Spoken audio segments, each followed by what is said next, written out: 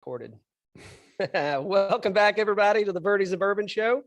Dan, I don't even know where to start, so I'm going to throw you for a loop here, and we're going to do a blind tasting during this show. How do you feel about that? I mean, I like a one and done for me. I say I like a one and done.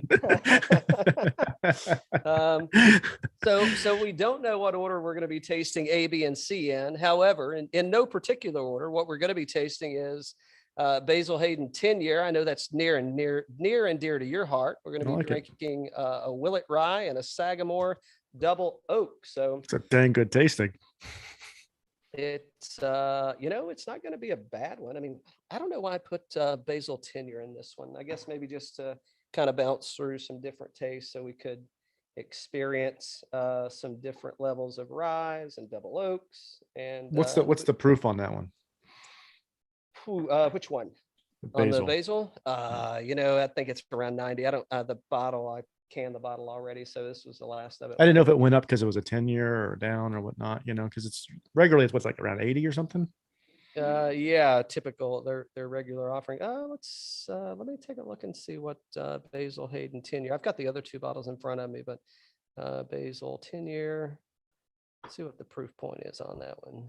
Don't go getting squirrely on me. I'm already there. I already did it. No, Dan, we're not shooting these. We're not shooting them. We're gonna sip these. 10 years, a mellow 40 proof. No, it still says it's a 40 proofer, so or 80 proof. Sorry. Yeah, 80. That's what I was thinking. Yeah, okay. 80 proofer. All right. So back to golf. Oh, before we get into golf, did you see my posted some videos at birdies_bourbon on the old IG of my swing? What'd you think about it? Well, if I was going to quote Hideki saying, if he was a 10 at the Masters, he was like around a 1 going into the ZOZO. So if you were a 10 ever, I'd say you're probably around 7.5. Ooh, that's pretty good. Now, I don't think you're saying that my 10 is anywhere close to Hideki's 10. No, this is on a curve. It's on a curve. Okay. Well, I actually had some pretty good feedback. Who JT Watson said swing looking pretty good.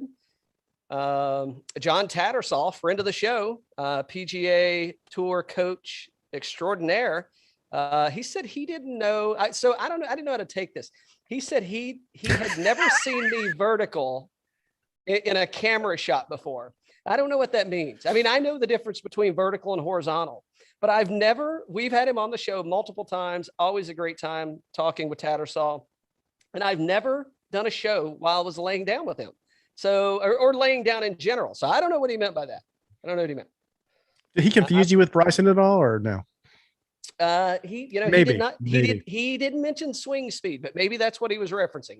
I don't know. It could have been. Yeah. I did ask for a point of clarification, and he came back with another snappy comment, and not snappy in a good way, in that good, dry British humor kind of way. So I'm like, well, I'll just like it and move on from there. I don't know if it gets any better. So, but he left a comment. So all right, hold on. You keep chatting because while you bring this up, I'll bring the swing up. I mean, I'm just saying it. And, and I did tag a lot of the you put it in the story, didn't you? You put it in the story? No. It should be on the page, I thought. I wanted everybody to get a load of that. We got a little tournament coming up in Sweetens Cove, beginning of December. I wanted folks to see what they were going to get a dose of. Oh, there it is. I got it. Yeah. All right. Yeah. So I tagged, JT Watson, Patry. I probably blew his mind. I mean, he probably is scratching his head going like, I don't even know. I couldn't even help this guy. It looks so bad. Let's see. Did you put some, let's see what we got. Here we go. Our friend, Mr. Kelbell, he had some nice words to say. We got some sound here too. Oh, here we go.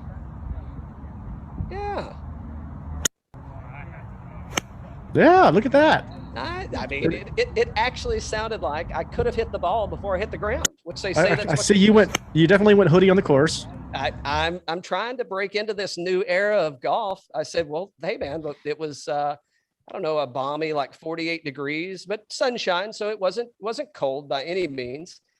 And I got to get seasoned up for this Pinehurst trip coming up. So we got lots of things in the hopper, man.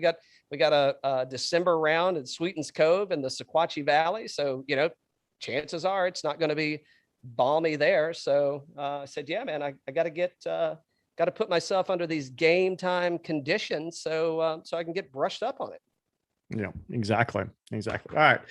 Back to Hideki. That's what people want to hear about. Top of the hour, the man of the year for Japan. Is it too early? Is it too? Yeah, totally agree. He was probably playing with a little bit of chip on his shoulder. The Olympics were held in his home country this year, and I don't know that he medaled. Actually, I don't think he did. No, he didn't. And Schauffele obviously won the gold. I think was it Sabatini? Sabatini, and there was one other one. I forget who it was. Yeah, I want to say it was Straka, but I think Straka came out hot out of the gate. I think he petered out there. Anyway, so it had to feel good for him to get that W under his belt at the ZOZO on his home turf.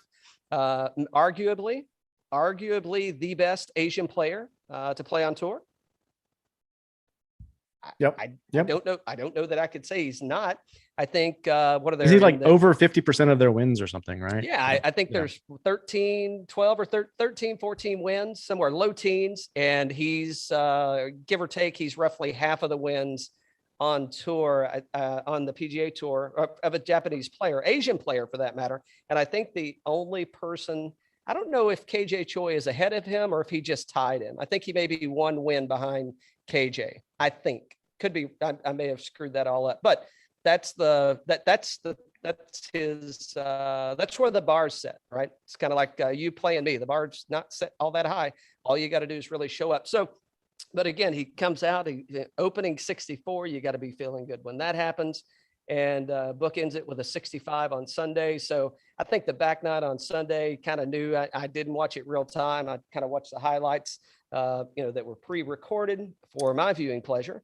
And it was the Hideki, the ball striking machine that everybody knows and everybody bets on. I did walk away with a little bit of scratch on that. I won't say that I covered this month's mortgage, but I didn't lose any money. I did have some outright money on Hideki, just given all the scenarios that were there. So that's a positive. Didn't lose any money this week in gambling. My DraftKings lineup, on the other hand, anyway. The course played a lot tougher than I thought it was going to play. Yeah, absolutely. And, once again, congratulations to Hideki. Winning on his home soil had to be a little bit of a breath of fresh air. So hold on, when you were describing my, me playing at my 10 versus my 1. And I think that's kind of what Hideki was saying, right? He's like, hey, I was at a 10 when I played the Masters. Like everything was firing on all cylinders. And he's like, yeah, coming into this thing, he's like, I'm at a 1. Okay, take it with a grain of salt, right? Because even his 1 was better. Well, his 1 is good enough as he judges it to finish 5 strokes ahead of everybody else in the field. Yeah. So it's looked really good. I don't know. Is it too early to coin Hideki as Player of the Year?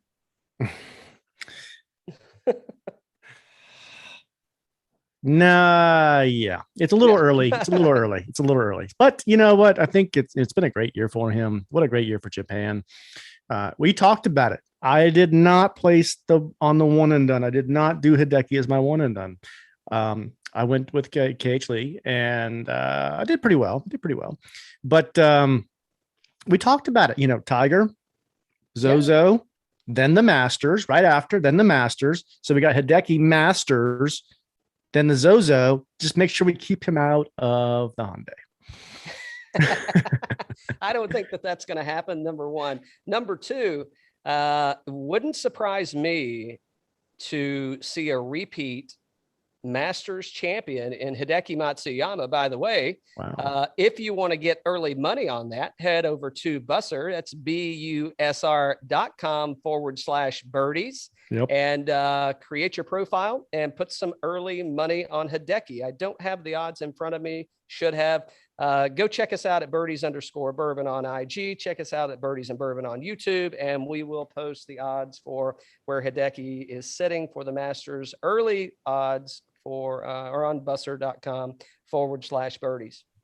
I wouldn't surprise me at all to see him as a multi-tournament winner this year on tour at all, man. I think winning the Masters, winning in his home country, it's got to be a confidence builder for him. It's got to put him in the right state of mind. Winning by 5 strokes. I mean, I think there's I don't want to say there's room for improvement, but I think that there is absolutely room for him to go out and win multiple tournaments this year on the tour.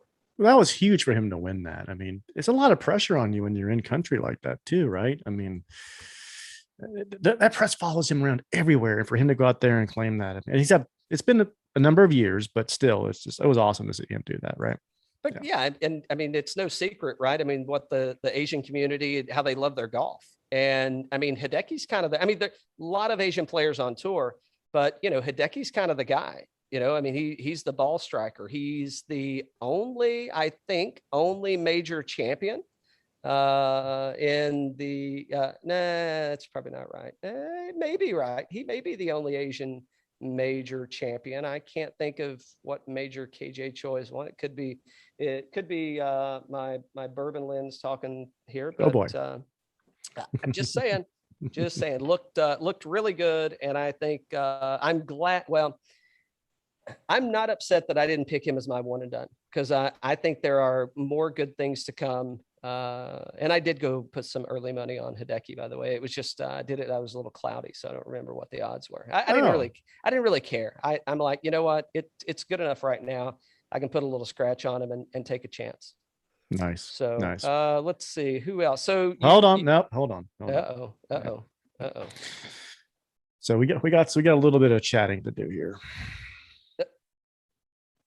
Just give me a second. I'll pull this up. Yep. Big not set. So fast. Not so fast. By the way, I did. So while you're pulling it up, I did some bourbon hunting this weekend. I don't know if you saw. Of course I did. Yes. Well, here's the thing. So I went out and I don't know why, because it's the same juice. I just wanted the bottle because it's kind of cool. And I wouldn't say I collect anything, but if I get something and I like it, I'm typically going out to find another bottle. And huge fan of Smoke Wagon and everything Aaron's doing over there. And he released I'll call it a limited release bottle. And it's only the artwork on the bottle. It's the same, it's just the same flagship offering of Smoke Wagon. And he did a little Halloween bottle. Hadn't been able to find one. So I said, you know what, I'm going to take some time. Let me go hit a few stores and see what I can get. I'll be damned if I didn't get 2. So I'm excited about that. But then what I didn't realize, which if I would have realized, I definitely would have taken somebody with me. I should not be allowed to go bourbon shopping, liquor shopping on my own. Exactly. Because what was going to be 1 or 2 bottles, because most of the time in the Atlanta area, they're putting a limit 1 per on the Smoke Wagon stuff just because of availability. Or I don't know, maybe they're trying to create more demand. Whatever the reason is, they limit 1 per. Yeah. And well, I'll be damned. It's store pick season. I mean, there were store picks out the ass. And I'm like, really?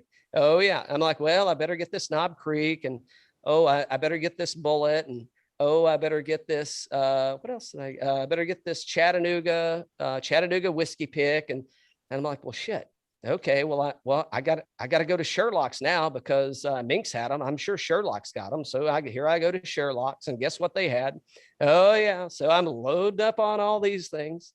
What else did I get that was interesting? Oh, Four Roses small batch select. It's not the release at the distillery, but that small batch select, it does tend to run out in the Atlanta area. Maybe it doesn't everywhere else.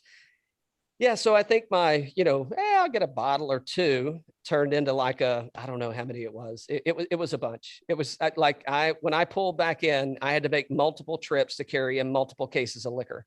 I think I had like 15 or 16 bottles or something. And I'm like, shit.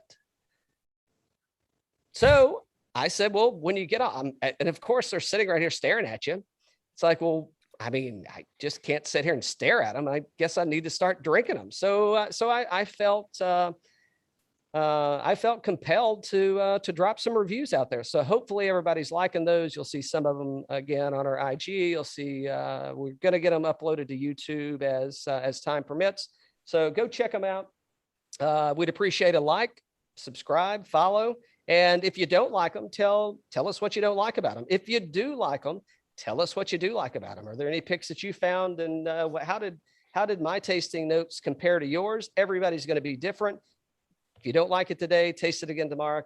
Could be completely different. So, which Sagamore are we drinking? We are drinking the double oak. Yeah. I think I got the C. I think it's C for me. I think it is. I haven't tasted it yet, but just by the looks of it, you can kind of tell. Yeah.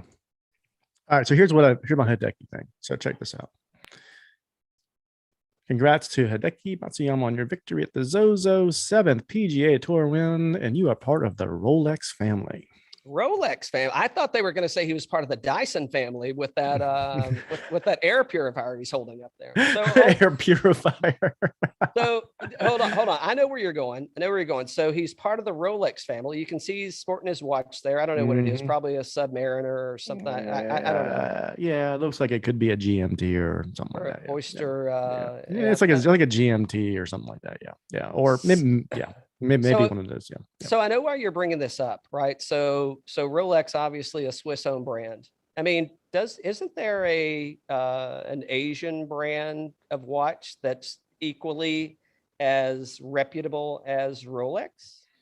I'd say like Grand Seiko or Seiko would be a really good brand for, I mean, Japan makes them and there are some fantastic watches, Grand Seiko. Now they don't have the prestige as a Rolex. They're not going to trade in like the secondary market, and you can still buy them in a boutique or an AD and that kind of thing. But I mean, from a guy from Japan, I thought he would be sporting a Grand Seiko or a Seiko for sure. Which is interesting, right? I mean, because I think most people, when you think of Seiko, you probably think like Target or Walmart and you're, walking up to the counter and buying the I'm just saying for someone that doesn't know much about watches, I mean, you're thinking, I'm going to go get the $30 or $50 kind of big box department store. Ooh, let me go to Kohl's and get my boyfriend a nice watch for his birthday, and you're dropping, I don't know, 60 or 70 probably for the real high end one there. But yeah. I mean, they've got some really nice watches. I mean, good quality and the name is there, right? How do you outdo the marketing of Rolex and Tag and all those when, those folks that are not building kind of an entry level watch, right? Or not even entry level, just a kind of hey, I just need the equipment to tell the time. I'm not wearing it for a fashion statement or a social status. But yeah, I'm surprised too. I mean, they've got to have the money to be able to drop it on them. But here's the one thing I don't know. I wonder if Seiko, we need to check this out. I wonder if Seiko has any relationship with the tour. And I wonder if that's a reason because Rolex does, Tag does, what P. Reed wears Hublot. So, I mean, there's plenty Pernod Ricards out there on some folks are wearing that one. So I don't know why they couldn't, unless the market's just so saturated. They and the name of some of those other watches. But I mean, if you're not a watch guy and you brought up the name and you wrote it down or showed somebody how it's written, I mean, how many people are going to know what Hublot is? Hublot, right? Hublot. No, I mean, it's Hublot, yeah. Right? But I'm just saying, if you're not a watch guy, and again, to that degree, which I think maybe even more reason that Seiko could get into the game, because a lot of people could afford a Seiko, even at an entry level price, not the big department store stuff, but getting into their grands, right? Some of the entry level is going to be a lot more affordable. So, along the lines of like a Citizen maybe, or something like that from an entry level standpoint, where, Tag and Rolex, I mean, you're spending 4 figures just at base level. So. Right. And with the reason I bring it up with Hideki is because he really does ambassador his country, right? So it's Lexus and it's the clubs and Strixon and everything, right? So everything is about the Japan. So I was surprised the watch wasn't there. Are you looking for a new gig in public relations or sponsorships? I could use some sake. I could use a lot of sake. Ooh, do you take your sake hot or cold, or it just depends on the when you're drinking it? Yeah, just depends. It just depends. Yeah. Hot in the morning, There you go. cool in the summers. Yeah. But you know what I'm saying about it. And Lexus and everything. Yeah. Yeah. I think it's a good call out in the sense of why he does. Again, you know, and I don't know, is Hideki really, is he a brand guy? I mean, I think he's wearing those brands. I mean, but he's wearing the brands because they're paying it. Yeah, I mean, he's wearing Rolex because they're paying him too. That's what I'm saying. But I mean, would he prefer to wear a Seiko? I don't know. If we get him on the show, we just get his translator on the show and we can ask him, and you know, we can just filter back and I just thought it was interesting. Without the ambassadorship with him in this country, I just thought it was interesting that he did Rolex, because there's so many guys on tour that already do Rolex, like Tiger, Phil, Rickie, Brooks. They all got it, you know. So JT. Yeah, I totally agree. Yeah, so I mean, Rolex is putting in that caliber. Why aren't we? Who's to say we're not? Good point. That's a good point.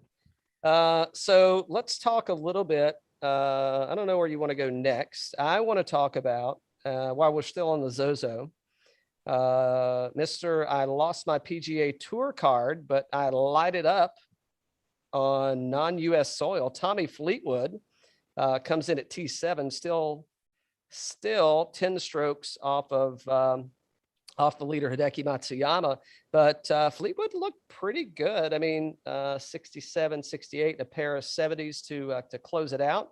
So I don't know. I mean, we're going to see Fleetwood get his game back on. It's kind of the equipment change. Is that now the move to TaylorMade? Is that what's throwing him off? I mean, it didn't throw John Rahm off. He didn't go to TaylorMade, but you know, I'm just wondering if that's, you know, is it got him screwed up somewhere just in his head with the equipment? I don't know. They're not playing stock TaylorMades that, you know, we're walking into the PGA Superstore and buying. So I find it a little bit hard to believe that it's an equipment challenge. It could be a head challenge or a head game due to the equipment change. So we saw this with not the equipment change, and I'm with you on that. It could be some of that. It might be, but we saw it with Sanjay. We saw it with Rory. In that the guys that were hot going into the pandemic didn't fare well during it. So consider the pandemic, the earthquake, and then the tsunami is what we're in right now. So the tsunami for Rory and Sanjay and Fleetwood has been the last year, and they just struggled. And then now I think we're going to see their tides rise, if you will, to where I think Fleetwood's going to have a good year.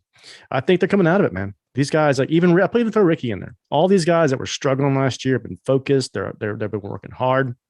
They're going to come out of it. Fleetwood's a really good player. I think he's going to have a good year. Speaking of, would you say a high tide raises all ships? Well, Rickie's tide wasn't high this week. I can tell you that. You know, coming off that T4, felt good about him. I still feel good about using him as my one and done. You know why? Because I don't have to worry about picking Rickie Fowler in a one and done for the rest of the year, rest of the season. I'll give you a mulligan. Finishes T44 with at +3, shoots a 70 on opening day, and comes in. I will trade you a Rickie Fowler mulligan for my John Rahm. ain't happening. That is not the way one and done works. Rickie shoots an opening day 70, comes in with trip 71s to close out the last 3 days. And yeah, I don't know that I'm necessarily concerned about where Rickie's at. I think we will see him kind of rise again. I don't know if we'll see a win this year on tour from Rickie, but I do think he'll get back to the T4 form that we saw at the CJ Cup, I think it was. So, what did you feel about seeing him on TV after like round 1 and 2 or whatever it was? What he was on TV? I'm scrolling down and I'm like, okay, I see the WD and I'm like, all right, I see Carlos Ortiz there. Where's Rickie? Where he's not. All right, he's not in the WD column. He must still be playing, but I'm like, I don't know where he's at. But then he's in the booth. He's like broadcasting, and we're like, wait, what is this, a Phil thing? Oh, now that I'm telling you, man, that could easily be a little celebrity fill-in spot for him, because I thought he sounded pretty good. I thought he was entertaining enough. Obviously he's, wins, majors that he hasn't won, whatever you want to chalk it up to. He still has the he's got the machismo that he needs, and he has the respect of the fans. He has the respect of the players. I could see that being an easy transition to bumping Sir Nick out of there and Phil Mickelson for him to take over that job. Let me tell you what a Rickie Fowler broadcast would sound like. Okay. So it's Thursday. It would just be Saturday and Sunday, right? They wouldn't do Thursday and Friday. So, oh man, I just got in on Delta. What a great flight I had on the way in. It was great. They treat the just first class with that professional treatment. If you upgrade into first class, it's perfect. This and that. I got my Starbucks and then I'm ready to go. Here we go. There we go. Phil on the first tee. Here we go. Boom, boom, boom. And then at the end there, 18th hole on Sunday. Oh, it's Corona time. They're going to close this thing. That Delta, it's like, oh yeah, that Delta One drinking cheap champagne out of a real glass. It makes you feel special. Everything would be like a segment with the sponsor. It's Corona Hour coming into the 18 here and all. Yep, 100%. It's absolutely like he's the NASCAR guy. He's the Ricky Bobby of golf. He's the Ricky Bobby of golf, man. That's the only way. I mean, to just to echo your comment. Yeah, I mean that's who we've got. It's like, wait a minute, Rickie, when's your tea time? It's like, oh no, I'm just in the booth today. I'm like, oh well, we didn't know with all those logos you're sporting around all over yourself. He's like, no, guys, I gotta wear the hat. It's in the contract. I gotta wear the hat during broadcast. Oakley prescription glasses, non-tinted. Yeah, there you go. We love Rick. We do love the guy. We do love Bucky. But is Oakley making a comeback?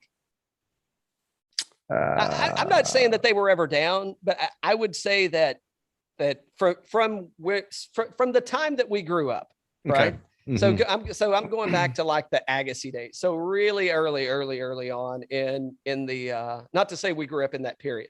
I'm just like, who's the athlete that was kind of rocking? Bo Jackson, Andre Agassi. I mean, those are kind of the two prominent ones that kind of stick out to me. And Agassi especially, right? I mean, he was wearing them like while he was playing.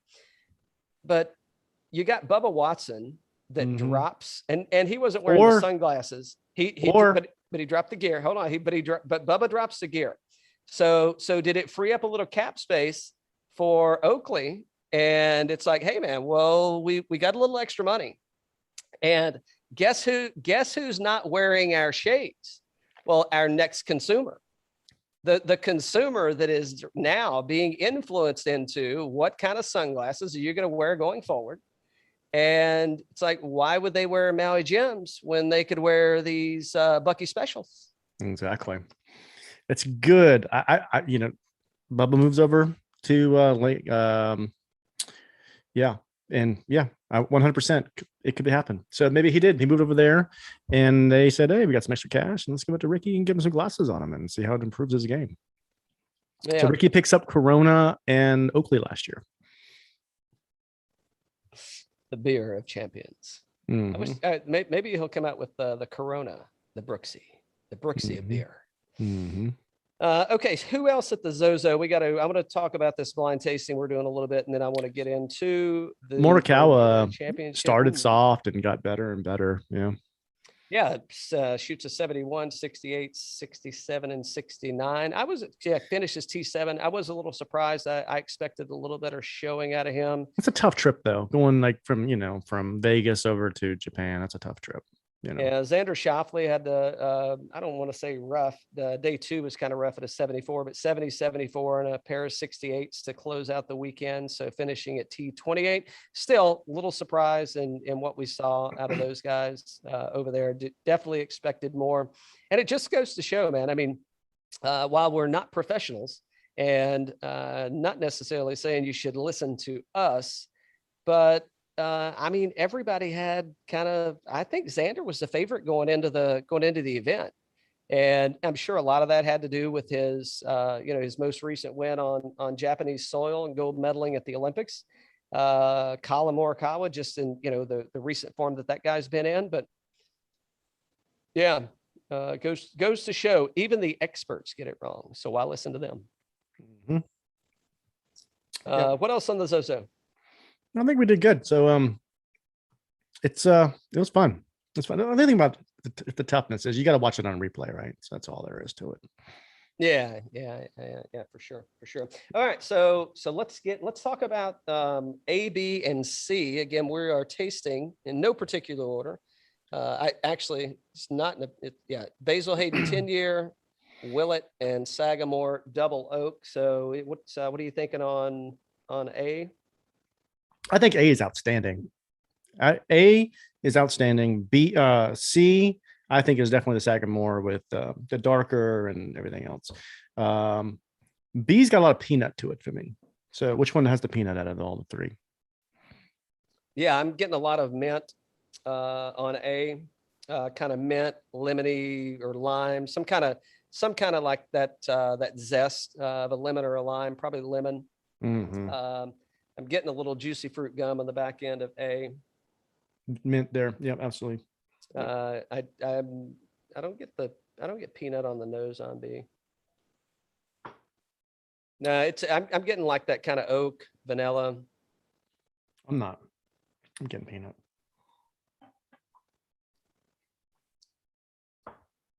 I do get a little peanut. It's a real thin mouthfeel on this one. Yeah. Finish falls off pretty quick. I mean, just easy sipper all the way around. And I can't say enough good things about C. So is B the Bezuidenhout? Well, I haven't looked yet. You want me to look? You want me to guess or you want me to look? Yes. I'm gonna say A is Willett, B is Bezuidenhout, and C is Sagamore. I would agree with you.